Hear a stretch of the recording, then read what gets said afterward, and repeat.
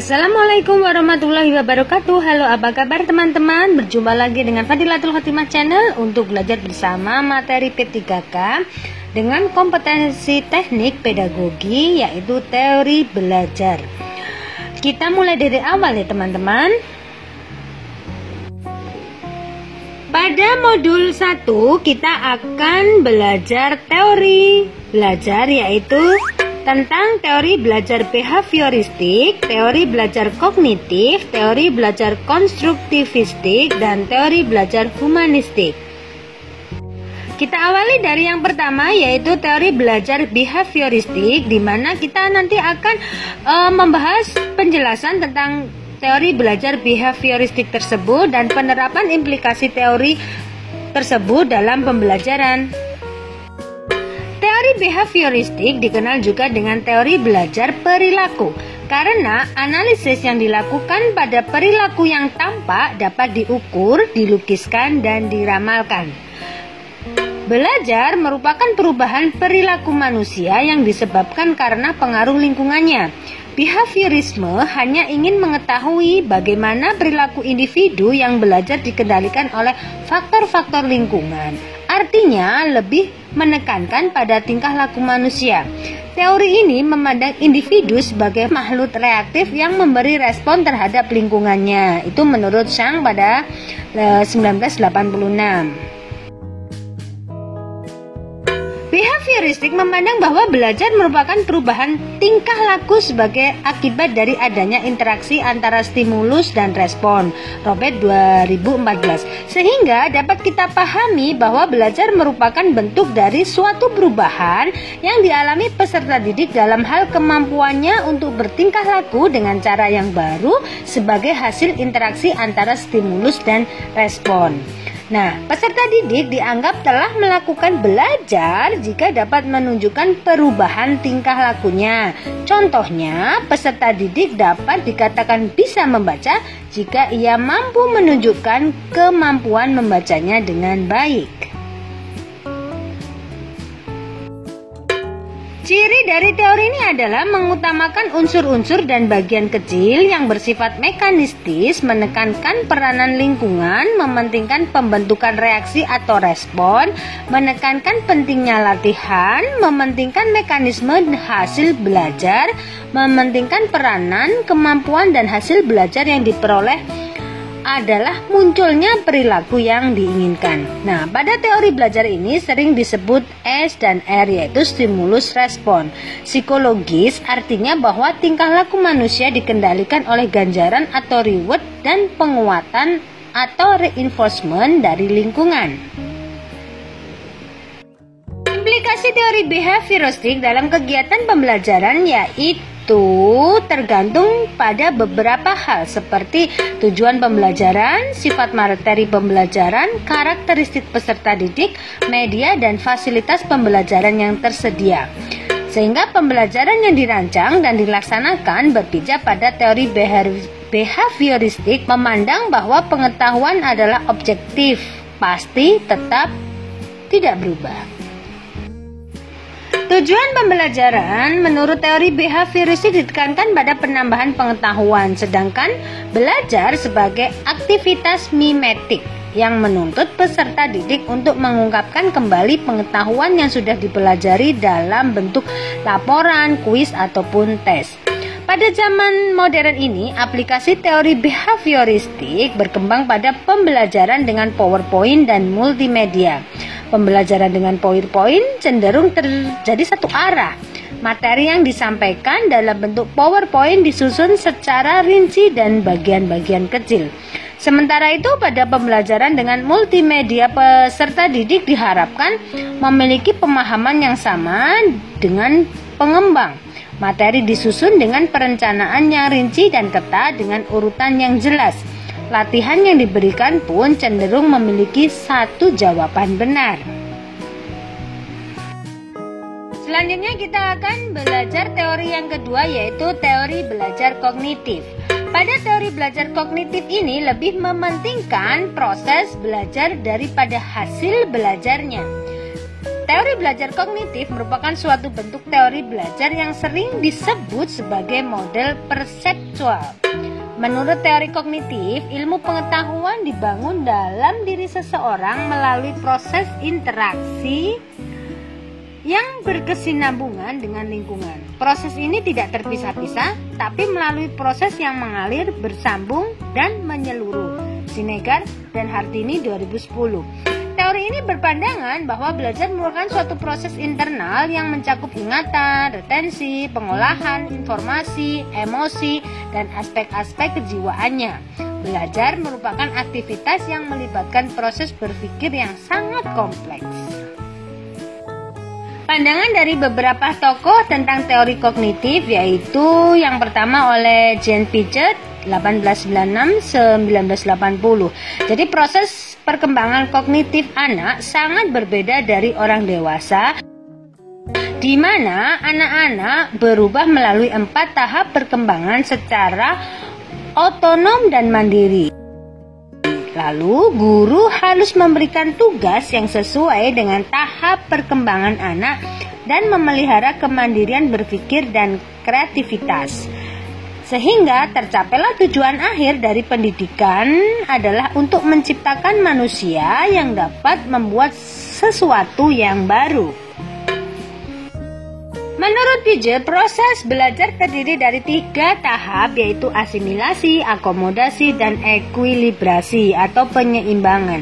Di mana asimilasi adalah proses pengintegrasian informasi baru ke struktur kognitif yang sudah ada.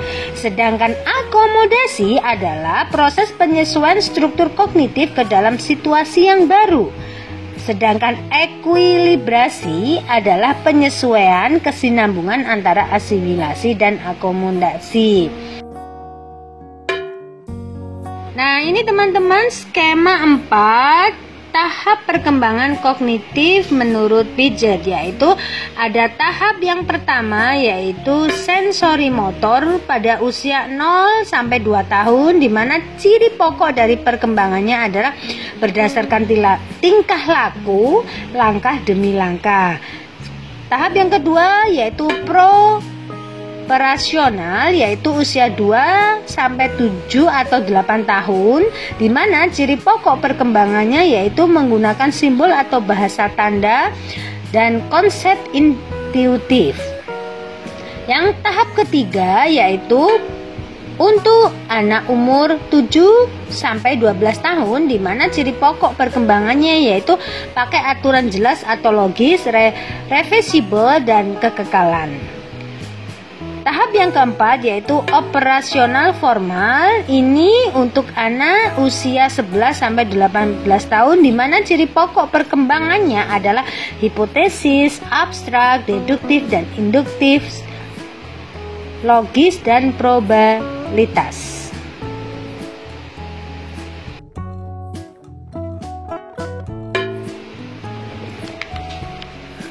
Teori kognitif yang kedua yaitu menurut Jerome Bruner, di mana perkembangan kognitif manusia sebagai berikut. Yang pertama, perkembangan intelektual ditandai dengan adanya kemajuan dalam menanggapi rangsangan. Yang kedua, peningkatan pengetahuan tergantung pada perkembangan sistem penyimpangan informasi secara realis. Yang ketiga, perkembangan intelektual meliputi perkembangan kemampuan berbicara pada diri sendiri atau pada orang lain melalui kata-kata atau lambang tentang apa yang akan dilakukan. Hal ini berhubungan dengan kepercayaan pada diri sendiri. Yang keempat adalah interaksi secara sistematis antara pembimbing, guru, atau orang tua dengan anak diperlukan bagi perkembangan kognitifnya. Yang kelima, bahasa adalah kunci perkembangan kognitif karena bahasa merupakan alat komunikasi antara manusia. Untuk memahami konsep-konsep yang ada diperlukan bahasa. Bahasa diperlukan untuk mengkomunikasikan suatu konsep kepada orang lain. Dan yang terakhir adalah perkembangan kognitif ditandai dengan kecakapan untuk mengemukakan beberapa alternatif secara simultan, memilih tindakan yang tepat, dapat memberikan prioritas yang berurutan dalam berbagai situasi. Brunner mengembangkan teorinya yang disebut dengan free discovery learning. Teori ini menjelaskan bahwa proses belajar akan berjalan dengan baik dan kreatif jika guru memberikan kesempatan kepada peserta didik untuk menemukan suatu aturan, termasuk konsep, teori, definisi, dan sebagainya, melalui contoh-contoh yang menggambarkan atau mewakili aturan yang menjadi sumbernya. Peserta didik dibimbing secara induktif untuk mengetahui kebenaran umum.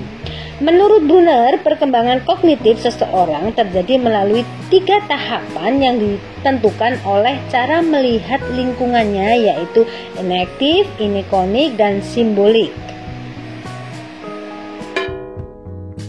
Saya akan menjelaskan arti atau maksud dari tahapan enaktif, di mana seseorang melakukan aktivitas-aktivitas dalam upayanya untuk memahami lingkungan sekitarnya. Artinya, dalam memahami dunia sekitarnya, anak menggunakan pengetahuan motorik, misalnya melalui gigitan, sentuhan, pegangan, dan sebagainya. Dan yang kedua adalah tahapan ikonik, di mana seseorang memahami objek-objek atau dunianya melalui gambar-gambar yang visualisasi verbal. Maksudnya adalah memahami dunia sekitar anak, belajar melalui bentuk perumpamaan seperti tampilan dan perbandingan atau komparasi. Dan tahapan yang ketiga yaitu tahap simbolik, di mana seseorang telah mampu memiliki ide-ide atau gagasan-gagasan abstrak yang sangat dipengaruhi oleh kemampuannya dalam berbahasa dan logika. Dalam memahami dunia sekitarnya, anak belajar melalui simbol-simbol bahasa, logika, matematika, dan sebagainya. Teori kognitif yang ketiga yaitu menurut David Ausubel. Menurutnya, peserta didik akan belajar dengan baik jika isi pelajaran instructional content sebelumnya didefinisikan dan kemudian dipresentasikan dengan baik dan tepat kepada peserta didik atau advanced organizer. Dengan demikian mempengaruhi pengaturan kemajuan belajar peserta didik. Advanced organizer adalah konsep atau informasi umum yang mewadahi semua isi pelajaran yang akan diajarkan kepada peserta didik. Advanced organizer dapat memberikan 3 macam manfaat, yaitu menyediakan suatu kerangka konseptual untuk materi yang akan dipelajari, berfungsi sebagai jembatan yang menghubungkan antara yang sedang dipelajari dan yang akan dipelajari, dan dapat membantu peserta didik untuk memahami bahan belajar. Teori belajar yang ketiga adalah teori konstruktivitik, di mana saya akan menjelaskan tentang apakah teori belajar konstruktivitik tersebut dan bagaimana penerapan implikasi teori belajar tersebut dalam pembelajaran. Teori belajar konstruktivitik mengakui bahwa peserta didik akan dapat menginterpretasikan informasi ke dalam pikirannya hanya pada konteks pengalaman dan pengetahuan mereka sendiri pada kebutuhan, latar belakang, dan minatnya. Ini kata kuncinya ya teman-teman.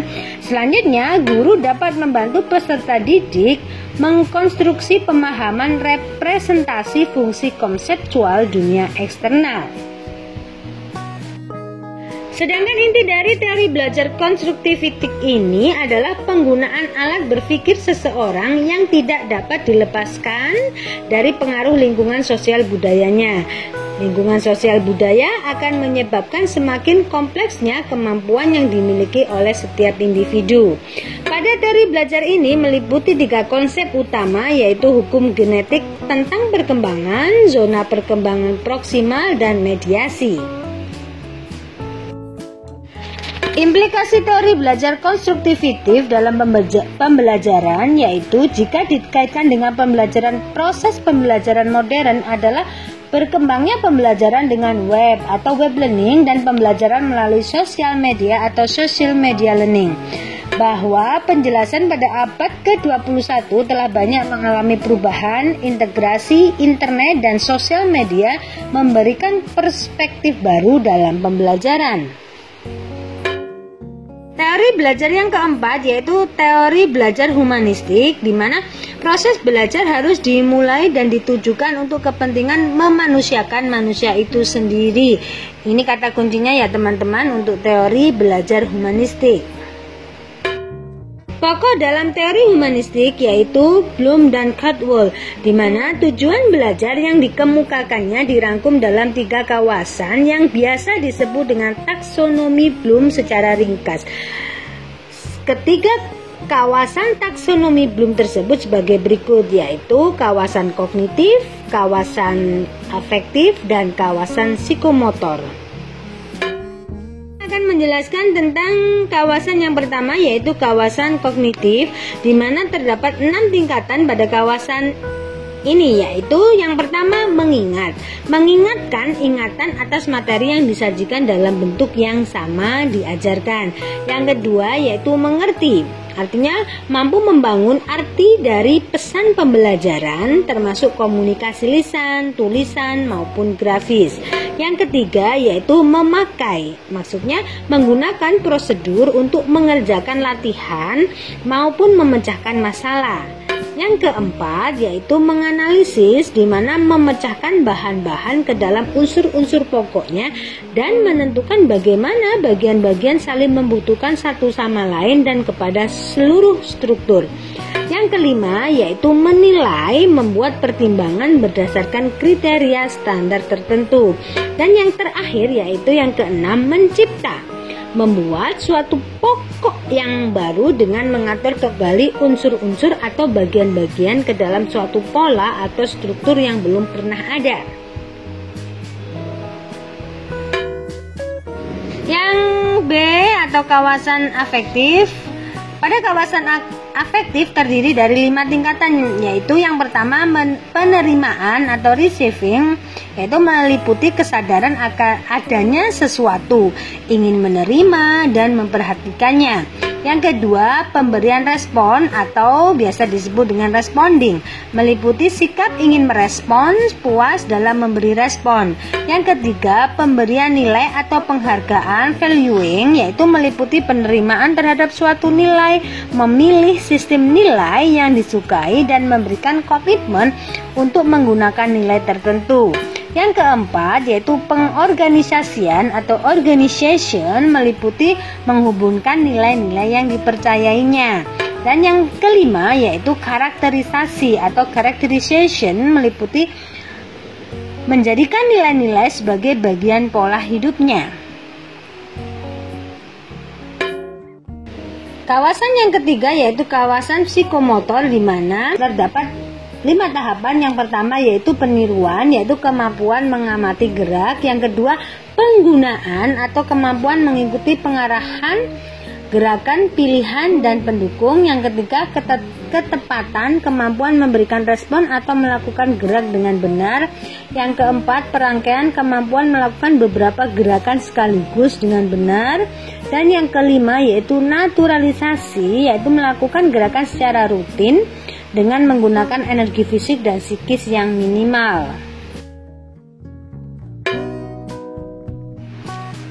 Untuk implikasi teori belajar humanistik dalam kegiatan belajar, yaitu cenderung mendorong siswa untuk berpikir induktif. Teori ini juga amat mementingkan faktor pengalaman dan keterlibatan siswa secara aktif dalam belajar.